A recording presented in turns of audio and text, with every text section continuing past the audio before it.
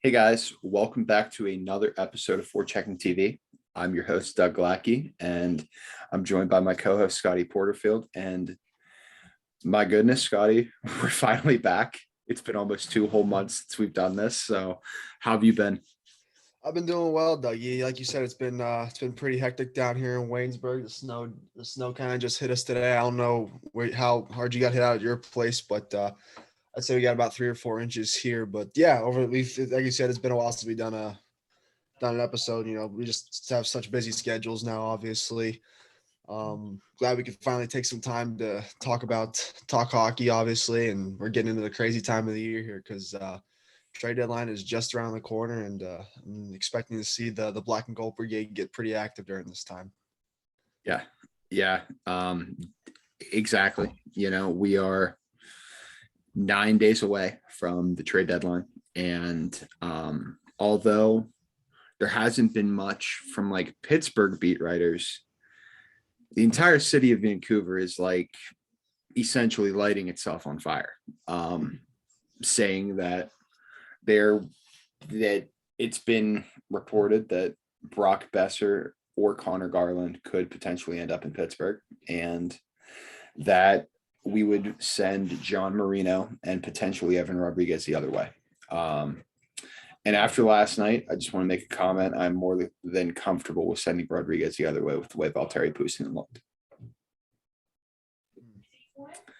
You know, obviously there's going to be a lot of moving parts. This might be something that if it comes to be, you might see like one or two other trades on top of that trade just to compensate for what they'd be losing in that trade. Yeah, so like I forget who it was specifically because you sent the tweet out in our little group chat for checking that talked about how Pittsburgh and Vancouver pretty much had scouts at each other's games for the last week or so now. So there's clearly something going on there. And the one thing that I will say is I don't know how I'm at first I was a little hesitant with letting go of John Marino just because he's only 24 years old and you could have him under contract for the next 6 years or so, I believe it is. So at first you're like, oh, I don't know if that's someone I'm willing to let go of. But after watching Mark Friedman play these past few games, I think that's a sacrifice I'm willing to make in terms of letting go of Marino in order to bring in that top six forward. Because obviously JR has his guys that he wants to bring into the fold. So I would expect to see that happen potentially. And yeah, like I said, I like the way Friedman has played. He seems like, he's not afraid to get into the play every now and then, but at the same time, he's not like overdoing it sometimes either. And not to mention he's got a little bit of grit to his game as well. It seems like anytime there's a scrum or something, he's always in the middle of it. So, he could be like that, I guess the disturber in a sense. So yeah, I'm cool with Mark Friedman, sliding into that role in case if John Marino does have to be the piece that goes. And as far as Erod's concerned, he had a great start to the year. Obviously, he was pretty hot back in January, and now I think he's cool. He's had like 2 goals since like the St. Louis game, I'm pretty sure. And yeah, I don't know what the deal is there. I don't know what he has to figure out and dial back into, but he's got a lot of things he needs to figure out. But obviously, JR still has a thing for him, and if that's what it takes in order to bring in like a Brock Besser or a Connor Garland, so be it. Yeah, and I'm just curious, just for conversation's sake, out of the two, which one do you lean? That's a tough one. Me personally, I'm gonna go towards Besser. Like maybe it's just because anytime he plays against the Pens, he just kills us for some reason. Yeah, He's a penguin killer. He's like Jack Eichel. He just always seems to put up numbers against us. Mhm. But I also feel like in a sense he's excuse me, he needs that true center. He needs that guy that I think that can really like elevate his game to another level. Bring him back to where he was, 3 or 4 years ago when he was an all-star. I feel like he just needs that guy, and why not let it be Evgeny Malkin? So and obviously we still have a lot of moving parts to figure out for free agency with the Penguins in a few months here. I think we'll cross that bridge when we get there. But well, actually, let me check and see what Vancouver's cap situation is real quick. Yeah, it's not great. I didn't think it Just was. real quick while you're figuring that out, I lean Connor Garland just for the cost certainty aspect of it and knowing that they wouldn't have to pay him in the summer. Yeah, he's making less than 5, and you'd have him for the next 4 years. Yeah, But at the same exactly. time, I feel like the price tag goes up a little bit in that case too. Not necessarily because like I feel like the Penguins would still be overpaying for Besser if it was Marino. But if you do Marino for Garland, I feel like it's pretty even. And then if obviously you throw in Rodriguez, you might get a pick going the other way with you too, which could come helpful to them as they're looking to make other moves to pretty much replace John Marino in a sense. And I really like the trickle down effect that moving Marino could bring because you could realistically move out Marcus Pettersson in the summer and have even more money to work with. Well, we were just talking about a couple hours ago, obviously. You mentioned how Pedersen's kind of getting scratched in practice this morning. He didn't really take any rushes with the team today. So you have to wonder at the same time, is he part of the could he potentially be a trade piece that's getting moved as well? I think like I if they're making a move with Vancouver, it's either going to be for Pettersson or Marino. I don't think it's going to be both. It's going to be one or the other. But Yeah. that's an intriguing thing.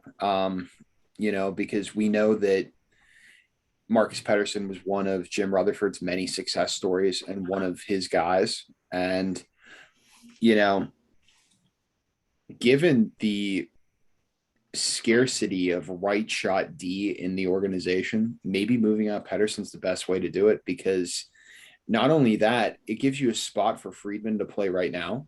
Mm-hmm. And it opens up for POJ to play next year. And probably be paired with John Marino if that is the way that they go. Because I mean, I feel like long term, we've always thought it's going to be POJ and Marino if Marino doesn't get traded in this deal. Yeah, I think a lot of people have seen that too. And by the way, sorry if I butcher this guy's name. Satyar Shah, I think might be how you say his name. He says if the Canucks move Brock Besser or Connor Garland, it'll be for a defenseman. So that's an insider right there saying that. And also speaking of insiders, because I think we've kind of forgotten about this name that we've forgotten about, but apparently it's still in play according to Josh Yohe. Pittsburgh Penguins like Ducks winger Rickard Rakell at the trade deadline. So clearly, according to Yohe, they're still kicking the tires on Rakell, which we knew about before. His name's been linked with Pittsburgh for a while here. So you think like maybe Hextall's thinking, hey, backup plan in case this Besser / Garland deal doesn't work? Because I feel like Anaheim's been shopping Rakell for like a year or two now. Yeah, I feel like it's a backup plan. I'm not going to say it's a great backup plan. I think that his best days are behind him. Because I mean, he has such high value right now, just basically off of 2 30-goal seasons that occurred over 5 years ago. And honestly, like, I think this is a pretty damn good comparison. If they did that and went that route, it would remind me of in 2010 when they traded for Alexei Ponikarovsky at the trade deadline.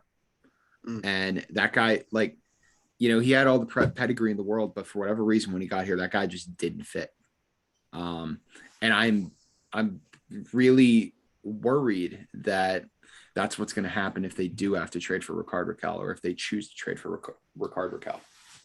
Yeah, so this year he's played 50 games and he's got 28 points in those games. And like you said, Dougie, the last time he had a 30-goal season was 2017-18. So it's been 4 seasons since he's done that. The most goals he's had since then is 18. So he's currently sitting on 16 now. So it's that's a tough one, obviously. And like you said, you kind of made the Ponikarovsky comparison, and I kind of understand that in a sense. looking back on that deal, however many years ago it was, like 10 or 11, Ponikarovsky was playing on a bad Toronto team. They didn't have anyone there at that point, and now you look at Anaheim, they don't really have any huge players necessarily that Rakell's probably played with. So maybe the Penguins will be looking at and saying, hey, this is a guy that we can maybe elevate back to where he was when he was 20, 23 and 24, put him on a line with Malkin or whoever. But yeah, that was just a name that was thrown around. So Yeah, and if I'm looking at Anaheim, I would try and see what the asking price is for Maxime Comtois. I saw something a couple days ago about how his name's becoming more and more available in trade rumor mills. So, and he's somebody who he's on a relatively cheap cap hit. It would help them save money because in a trade like that, you would imagine the guy that they're sending the other way, at least on Pittsburgh's end, would probably be Kapanen. So it would save you about $1 million in terms of cap space. But I think at this point we're basically like Besser or one of Besser or Garland or bust at this point because there's been too much smoke around it over the past 2 to 3 weeks. And I mean, I think we all know how this goes whenever you're dealing with Jim Rutherford. The smoke eventually turns into a massive campfire and it goes down. let's talk about Puustinen, because obviously if you watched the game last night, like I did, I mean, Twitter was going crazy over this guy. And at face value, you don't really see how this guy could be helpful. I remember my dad texted me. He said, hold on, let me pull him up. My dad always texts me anytime a new player comes up. He goes, he said, who's 76? He goes, who's 76? And I said, that's Valtteri Puustinen. He just got called up today. And he said, he looks like he's 18 years old. I was like, he's 4 months older than me. He says, looks like you outweigh him. I was like, yeah, he's 5'9", 183. So right at that, just off that, you think, okay, there's no way this guy can be an effective player. Had an assist last night and definitely had a lot of people open up a lot of eyes too. Another thing too, Kasperi Kapanen healthy scratched last night as well, and that's very damning. I'll just put it at that because, man, that, in my opinion, well overdue. He hadn't been playing well. He'd been given ample opportunities to improve, to show, hey, here's what I can do. He hasn't done it. I think this is the wake-up call that he might need. Or maybe it's just Mike Sullivan, throwing in the towel saying, I give up. I can't do it. I can't do it with this guy anymore.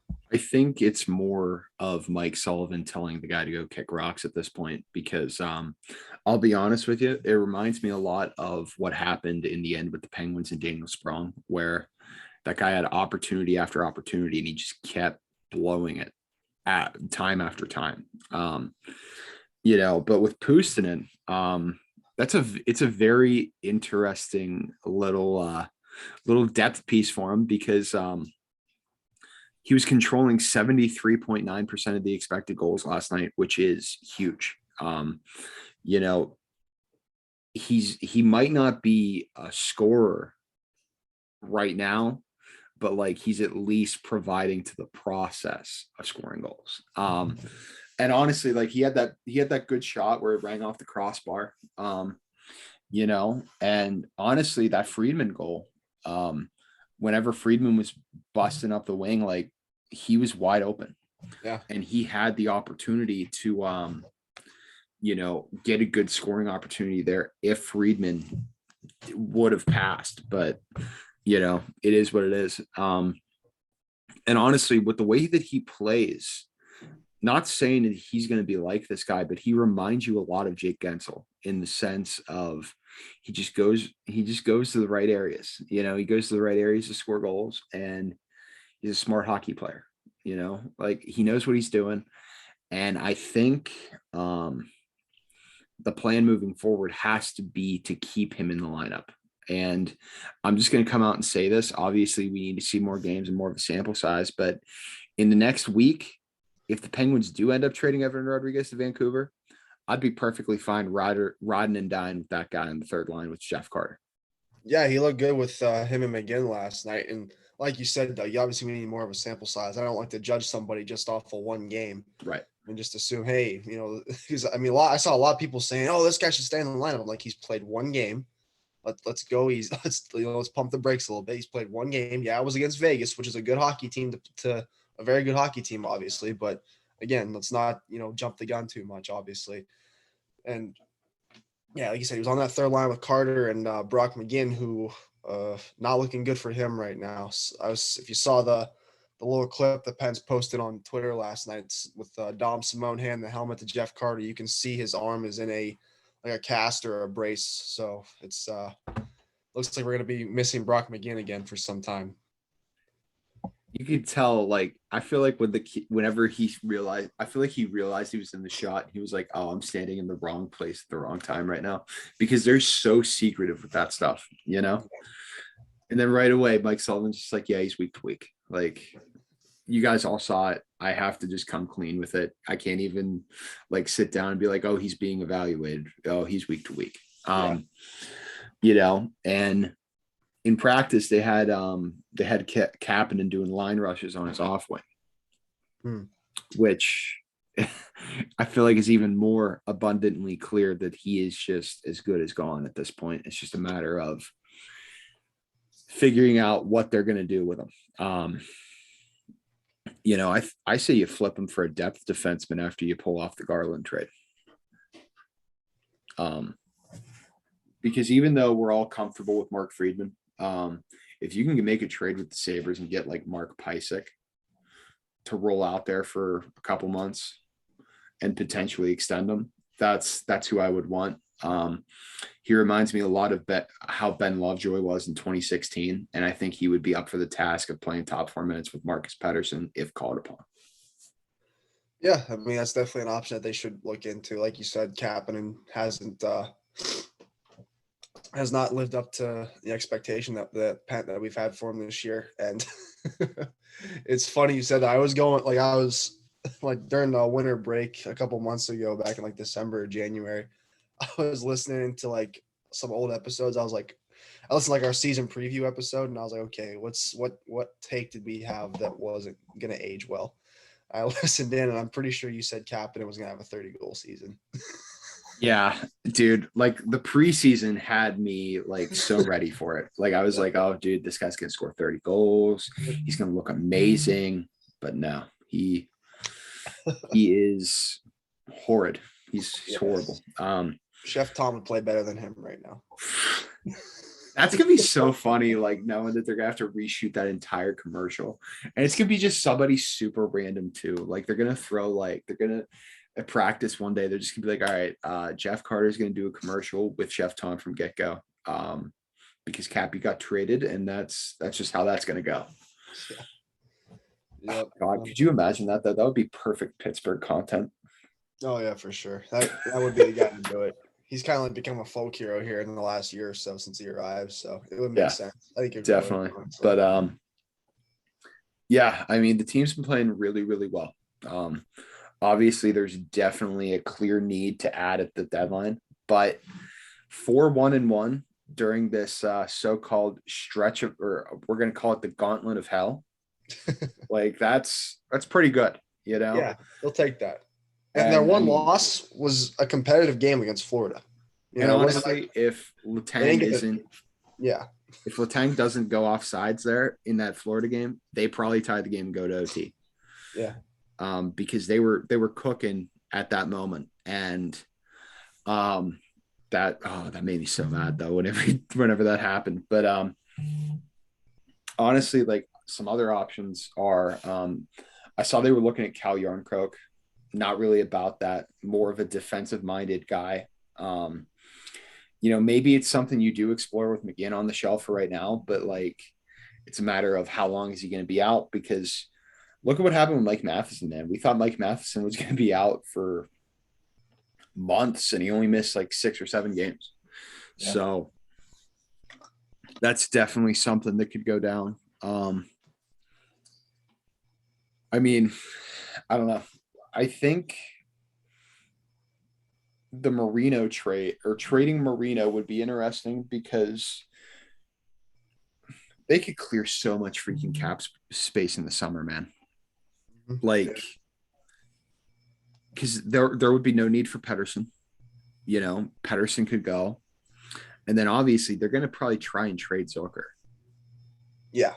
They're I'd going to say have so. to. They're going to have to try and trade Zucker because I mean, if it goes the way that I just said, they would go into the summer with $38.5 million in cap space to sign Malkin, Rust, Latang, Danton Heinen, Zach Aston Reese, and whoever the Wilkes guys are that are like fringe guys that are only going to take like 2 years at like 900K. That's more than doable to keep the band together and have Connor Garland in your top six for the next couple years. I really think that if you're able to upsell John Marino to an overly eager Patrick Alvin and Jim Rutherford, it is the beginning of them undoing all of Jim Rutherford's random garbage that he's done over the past couple of years, and the beginning of Ron Hextall truly making it his own team. Yeah. Because we're to a point right now where Mike Matheson is a top four defenseman. He has very good impacts in both the offensive and the defensive zone. And honestly, it's not like before whenever they first acquired him where he's a defensive black hole. He is currently cruising in around like the 70th percentile in even strength defense, which for a second pairing defenseman is not horrible at all. It's actually pretty freaking elite. And another defenseman I thought of, now who knows what the ask is, but like, what if you could try and get Dylan DeMello to replace? I mean, because he's only making three. Yeah. Definitely. Like, and that's the nice thing about it is, if you do the Garland for Marino thing, you still have your entire freaking farm system. Yeah, you would. And all your draft picks. That if you want to burn them, burn them. Now that's yet to be seen, but like I'm to a point right now where if I can choose between a fourth cup or waiting for Poulin and Legare, I'm taking the fourth cup. For sure. Absolutely. The only two guys in their system that I truly want them to hold on to is literally it's Puustinen and Alex Nylander. Yeah. Because they are the closest to helping you now. And obviously O'Connor too, because he's still pretty young. But like, if you had to move Poulin and Legare or Philip Hollander or your first, do it. Because, what are you going to do with the first round pick anyway? You're going to draft another project guy who's not going to be ready for 4 or 5 years? Because we're to a point now where it's like they need to maximize the next 2 to 3 and then reassess if they have to. Yeah, pretty much. It definitely seems that way. And I mean, yeah, you can't be worried about developing guys like Poulin and Legare because who even knows if they're going to be ready. I mean, they'll obviously be ready by the time. I think Sid and Gino will obviously still be here by the time they're ready to go, but how effective are they going to be? Is the real question. We keep hearing about how ready these guys are going to be. I've been saying that for 2 or 3 years now. I don't think they're NHL players. They're getting passed up by guys that I didn't even hear of until this year. I didn't know who Casper Bjorkquist was. I didn't know who Valtteri Puustinen was. Valtteri Puustinen was the 7th round draft pick. He was a 7th rounder in Sam Poulin's draft. Yeah, and he beat him to the NHL before Sam Poulin. Yeah, what are we talking? Honestly, about? Yeah, what are we talking about? Yeah, like, it's just it's and then everybody gets into that whole like concept of like wanting to hold on to the prospects and stuff, and it's like, why does it matter? They're going to be horrible once all these guys are done anyway. None of it matters, because in 4 or 5 years time, whenever these prospects are developed, we're going to be talking about trading Teddy Bluger off for draft picks or Probably. trading Gensel for prospects or trying to figure out how on earth we can tank the team to get the first overall pick, to get whoever the next one is, because that's where they're going to be. Now, something to touch on real quick. I'm good with the backup goalie situation. I'm fine with it.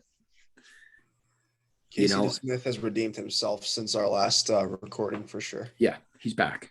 He's back to normal. He's back to his old self. It's weird how goalies are like literally changed the pads and then he just played awesome. Yeah. And actually it wasn't even changing the pads. It was slapping his cat on the back of his mask. And then he just like went on that unreal stretch. And it's just like, why is it like this? It's just so funny to me. And this is the way I see it now. I'm of the philosophy of why give up assets for a backup goaltender when you're in the playoffs, if you have to rely on your backup goaltender, you're screwed to begin with. You know? Absolutely. I mean, I know everybody's talking about, oh, they could trade for Fleury or whatever. And it's like, that would be cool. That would be fun. Yeah. It would sell a lot of jerseys. Yeah. But like, do you really want to put Tristan Jarry through that after he literally pulled himself out of the depths of hell? Literally. We're not doing that. Like, I don't think they should do that. Especially after the game he played last night too. I mean, he stopped, what was it, 39, 40 shots against a Vegas team? Come on. Yeah, exactly. And, the big one that sticks out to me is the Rangers game. Yeah, that was he outplayed the odds-on favorite to win the league's MVP on national television. He outshined Pushesti. He outshined him. Dude, that's a good nickname. I love that. That's a great nickname, right? That's a great nickname. That just made my day. I know. That made my day. But yeah, Carolina tomorrow. That's gonna be a fun one. I'll be at that game. Nice. I'm really looking forward to it. But that's one thing that like I've seen everything that I've wanted to see up until this point, but they need to play well against Carolina. Without a doubt. They need to prove themselves against the Hurricanes. Because it's just been a thorn in their side all year and they got to just get over it. Not to mention, that's definitely a potential playoff matchup. And you can tell by the way the games are being played, like especially last week, whenever they lost to them in overtime. Yeah. That had playoff intensity written all over it. Yeah, exactly. Like, my barometer for like whether it's a playoff game or not is like if I'm watching the game and like I break a sweat or like I get short of breath or something like that, Yeah. I mean, yeah, it's crazy. And I mean, they do need to get more depth scoring about them. I think that once you do get that winger from Malkin, it'll activate Danton Heinen again. And I mean, Rodriguez looked really good last night. Part of me hopes they hold on to him, but it's with Rodriguez, I feel like it's all about putting him in the position to succeed. And, when you put him in a third line role, he's playing more of a defensive game. I mean, he said that himself. Like he said, like, it's not like he's in a slump or he's lost his confidence. It's just right now at that current moment in time, they need him to play defense. And, part of me almost wants to just trade the guy off in that sense, because it's like, if you're going to be that much of a Swiss Army knife to the point that you live and die by the role of being a Swiss Army knife, then like, what's the point? Yeah, that's true. Yeah, it's definitely a guy that can, you can plug into any scenario, obviously, and we'll see how things end up playing out, because there's a very good chance he's not in a Pens uniform this time in 2 weeks. So yeah, and they need Zucker back. Yeah, just simply because like I can't stand it whenever they like take McGinn, or in years prior where they take Brandon Tanev off of that line and they move him up anywhere in the top 9. The truth is, I feel like whenever they have to do that, it's indicative that there's holes on the roster that they need to fix and they need to fill. And I think that that's what's going on here. That's the realization that the organization's had and where they're at. For sure. And I think, if they are dealing with Vancouver, I think we could see the trade early next week. Yeah, definitely. I honestly think that they're just trying to get themselves through the weekend and then they're open for business because they need the guys right now. And if you do trade for Garland or Besser, it's going to take them a couple days to get here anyway because of the immigration process. Yeah, it's true. I mean, look, it almost took Derek Brassard a week to get here whenever they traded for him. So, we'll see what happens. Obviously, I'd imagine if something does go down, we'll probably record again early next week. You have anything else you want to touch on? Yeah, I feel like a name that people sort of forgot about recently that was a hot commodity there for a while. Claude Giroux. Where do we see him landing? Because obviously there have been plenty of teams that have, thrown their names around. One that I've seen, and I don't know how this could go through, is the Rangers. Yeah.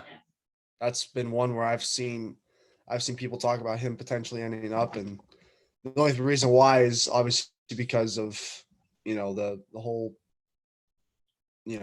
division thing. But What do we think? I don't know. I still think it's gonna be Colorado. I think that he's only gonna accept a trade to a team that he knows has a legitimate shot of doing it. And I think that he knows that if he inserted himself into the Avalanche lineup, it would cause them to become almost a runaway train. Yeah, definitely. I mean, yeah, you look at his numbers so far this year. He's doing well. Obviously, he's not having a terrible season by any standards. And if we're talking Colorado, I mean, just let's think of some of the trade assets they have. You have Justin Barron, Oscar Allison, Hellison, John-Luc Foudy, I think is how you say his name. They got plenty of guys that they can move out. And obviously Tyson Jost.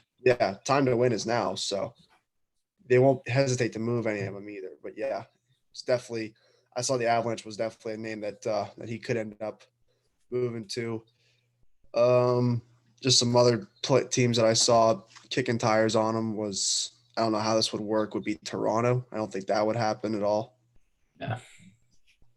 Yeah, another team that people were saying that were trying to joke about was Pittsburgh.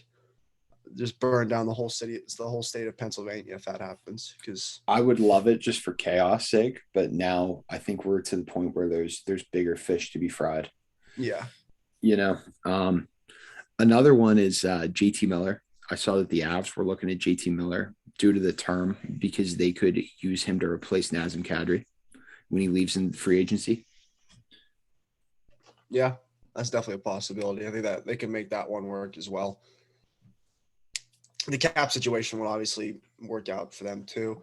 Yeah. So definitely. That's what I'm keeping an eye on as far as trade assets are concerned. Another team that I saw that was in on Giroux was St. Louis as well, according to Elliot Friedman. I did see that too. That would be interesting. Hurricanes are looking at obviously adding a defenseman. They're looking at either Klingberg, Lindholm, or Giordano on the back end. Those are a couple there. Now, do you think Jacob Chikrin gets traded? It's too much of a risk, man. Like you'd have to give up so much. Like we're talking roster player, probably 2 top prospects and then first. Yeah, probably. I don't know if that is a risky one. I don't know how I feel about that one. What do you think of Andrew Kopp? Bruins and Avalanche have expressed interest in him too. He just seems like a Bruins guy, Like he really just seems like a Bruins guy where it's like great two-way player, elite on the PK. I mean, personally, I would love for him to go to, I'd love him in Pittsburgh, even though it wouldn't make much sense. I would love him in Pittsburgh because like it would make their penalty kill literally unhittable. Oh yeah. Because like he'd center the second unit with Aston Reese and it would be Bluger, McGinn, and then Copp and Aston Reese. Like that would be sick. But Yeah. yeah, I think I could definitely see Boston. And the Avs, they need help on their PK. Their PK is really bad, and that's something that they need to improve on if they're gonna, make a run and make it out of the first or second round. Most likely, yeah. Just something else that happened today too. Kotkaniemi signed an 8-year extension with the Hurricanes, 4.82. Yeah. It's an interesting extension. I mean, I feel like they basically just did that in the sense of like, hey, when the time comes, you're going to replace Jordan Stahl. Yeah. So he's Because been- they are pretty much the same exact player yeah, honestly. in a sense. So that was a good move on their part. Speaking of bad moves, though, that Rasmus Ristolainen extension, Oh, yes, right. fantastic, absolutely fantastic. Yeah, we love it here in Pittsburgh. In case you couldn't tell, we're more than happy with that one. Yeah, that was just hilarious knowing that they gave that guy term. 5x5. Think about that. You got a 5x5. Remember, there were rumors they were going to give him 6. Yeah, I remember Yeah, that. the original cap number started out at 6.1, then they brought it down. So that was a crazy one. And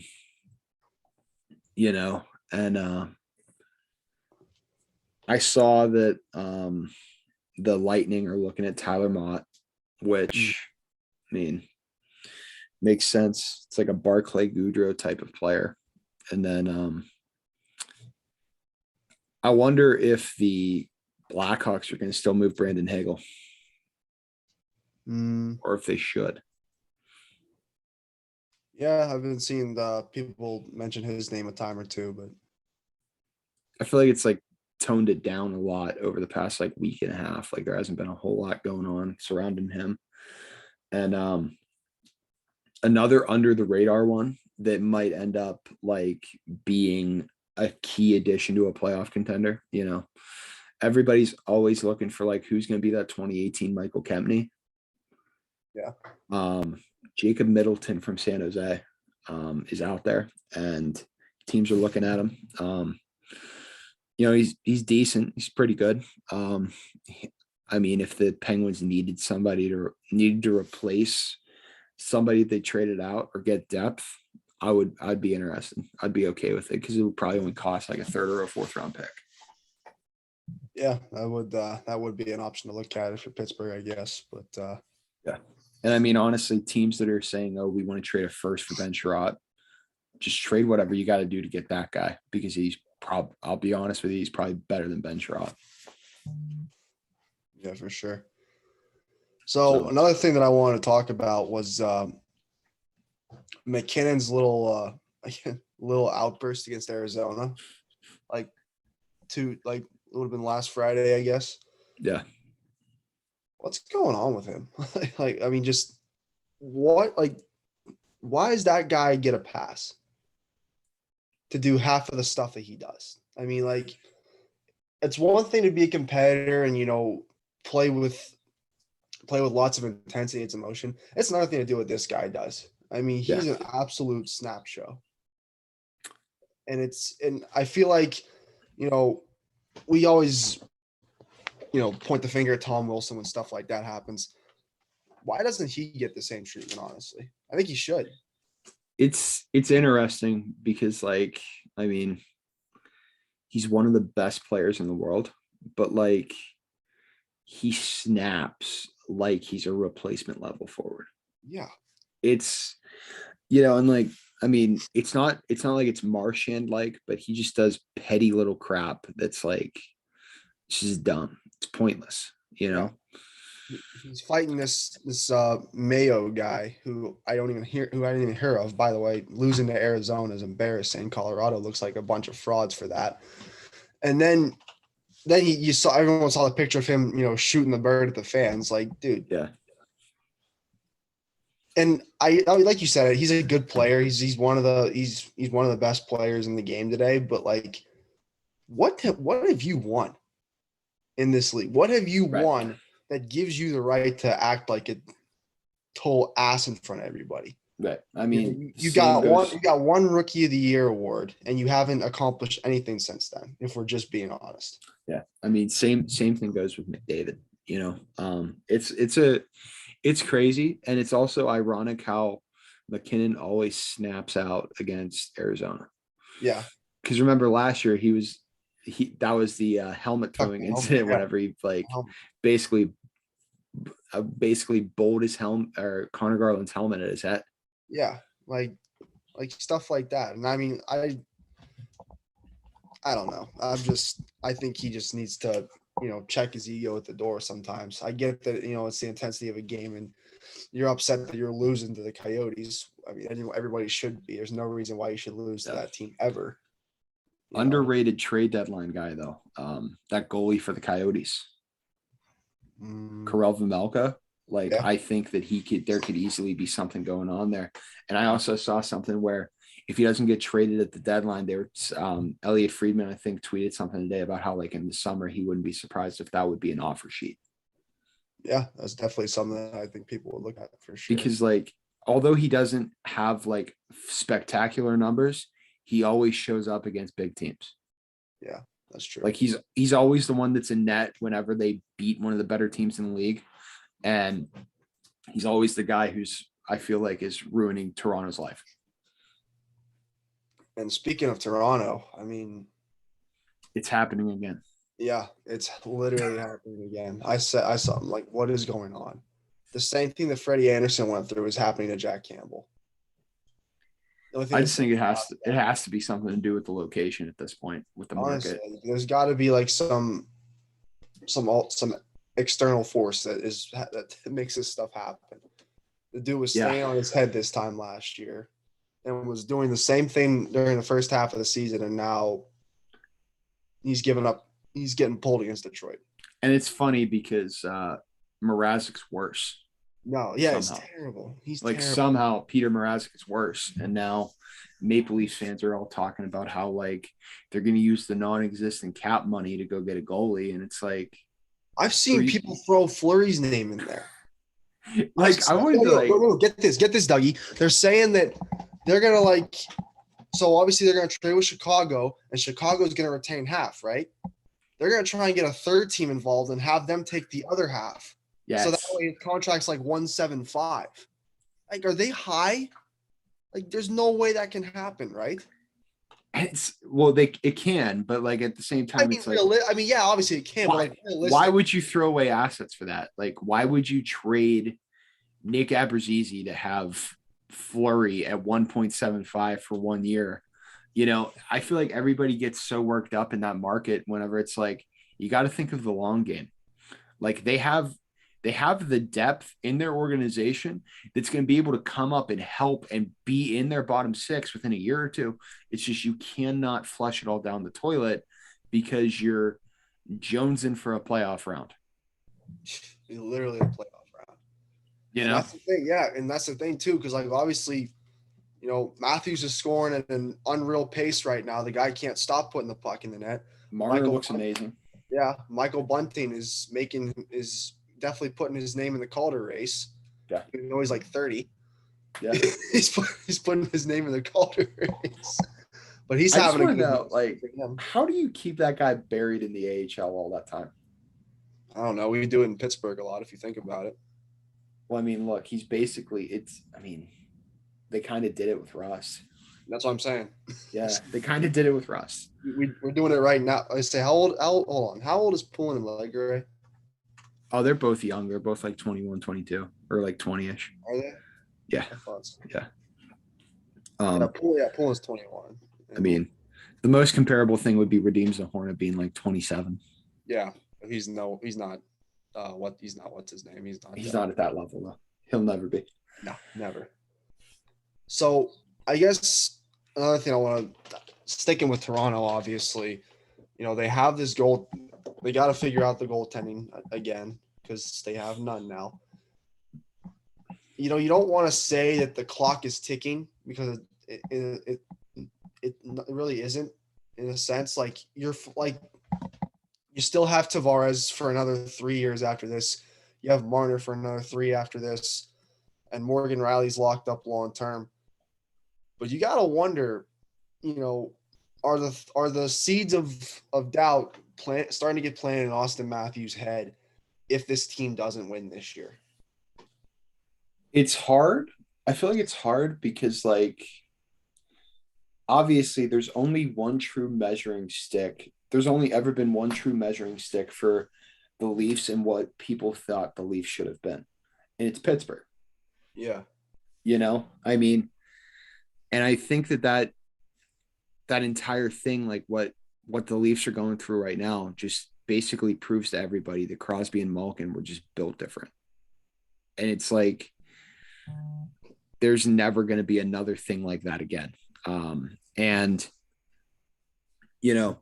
it's not even like it's on Dubas at this point, man. Like yeah, the genius. They've done well. The guy's putting the teams together. At some point, he's got to run his head through a wall, saying, "What do I have to do?" Now, could he use some cap space better? Like, could they move out Alex Kerfoot? Yeah, they could, but he's not terrible. He's not the problem. He's helping the team win right now. Yeah, he's not like Kasperi Kapanen, who's taking $3 million from you. Kerfoot's having an impact every night. Somebody could trade, a playoff team could trade for Alex Kerfoot tomorrow, and they could get away with him being their second line center. 100%. 1000%. And he's doing so well finding these cheap finds in free agency, like finding Michael Bunting, finding David Kampf, guys like that. And I mean, they still have Nick Robertson on the way. He's been playing. He started playing a lot more. They just called him up. He's been playing yeah, he looks good. It's exciting, and the defense is always difficult, but what can you do? I mean, it's hard because it doesn't help either that Muzzin's out long term. That Muzzin's probably done for the year, most likely. Yeah, exactly. And I mean, everybody, Brody's too good right now to even think about moving. I mean, no. The thing is, they need to basically rely on their young guys to come up from the Marlies and be good. And I mean, Sandin's good, but the other 2 or 3 guys are not. Travis Dermott's replacement level. Timothy Liljegren's just okay. It's what else are you going to do? I mean, the only other young guy they have left that they're holding out hope for is Topi Niemola, next year maybe, or maybe the year after. But it's hard. It's like the clock's ticking, but it isn't. It's almost like some people could say it's over, but also some people could say they're just hitting their stride right now. Yeah, they're in a weird spot right now. It all comes down to the goaltender, though. They have to find the goalie. And I understand that it's stupid to give up assets for goalies, but maybe in the off season you try and find one that's actually consistent. Because after this, I mean, you don't want to commit $4 or $5 million to Jack Campbell. No, he's there's a lot of question marks there with him now. Yeah, I mean, he's perfect in a tandem, but you don't want him to be the main guy. And I mean, they're gonna have to do some weird stuff in the summer to get Peter Mrazek out of there because that didn't work. Nope, not at all. I'm looking at Toronto's minor leaguers and whatnot. Did they cut Josh Hosang? No, he's not under contract. He's on he's on an AHL contract. Yeah, well, he was signed to one. I'm looking at Cap Friendly right now. He's listed as a UFA. On their roster?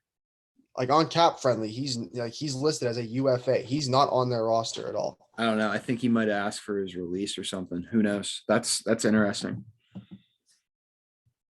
I'm gonna look that up real quick because I'm curious. I don't know. I just saw that on cap friendly. I don't know if that's the case or not. Looking, But- but yeah, like they have a solid prospect pool, and I think that it would be stupid for them to trade most of it for temporary fixes because you know, it's just yeah, he's still playing for the Marlies. Is he? All right. Yeah, he's just not under like a contract of any sort. Like he's under an AHL contract, but that wouldn't be listed on cap friendly.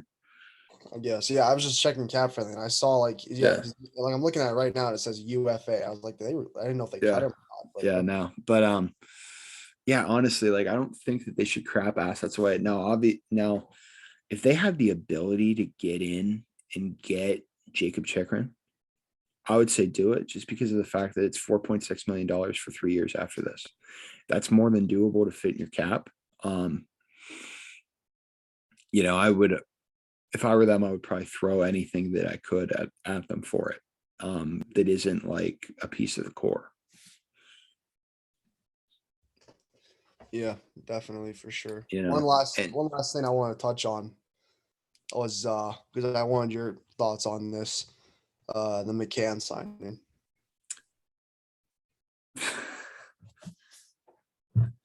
I mean, good for him, good for Seattle, but like in hindsight, it's probably like the greatest and obviously like I'm not gonna like freak out about it, but like in hindsight, it does suck that they protected Kasperi Kapanen and not Jared McCann. Because if you have Jared McCann, dude, like, are we really talking about the need to acquire a top 6 winger with term right now? Or are we just talking about, okay, we need to just extend Jared McCann like this week Yeah. before he makes more money? Yeah, it's frustrating. It's very, very frustrating, but like, again, I'm not going to throw a hissy fit about it because could you imagine if we were alive whenever the Penguins traded Marcus Naslund for Alex Stojanov? Yeah, probably wouldn't have gone over. You would have had to have done a wellness check on me. Yeah, it sucks. It really sucks, but it is what it is. And hopefully, within the next week or so, the Penguins rectify that issue and set themselves up for success because don't get me wrong, they're not playing bad, but we all know that they're one piece away from being over the top. So, Yep. All right, man. You got anything else? I'm all good, man. This was good. All right, guys. This has been another episode of Forechecking TV. Be sure to follow us on Twitter @ForeCheckingTV and subscribe to us on YouTube. Thank you, guys, and good night.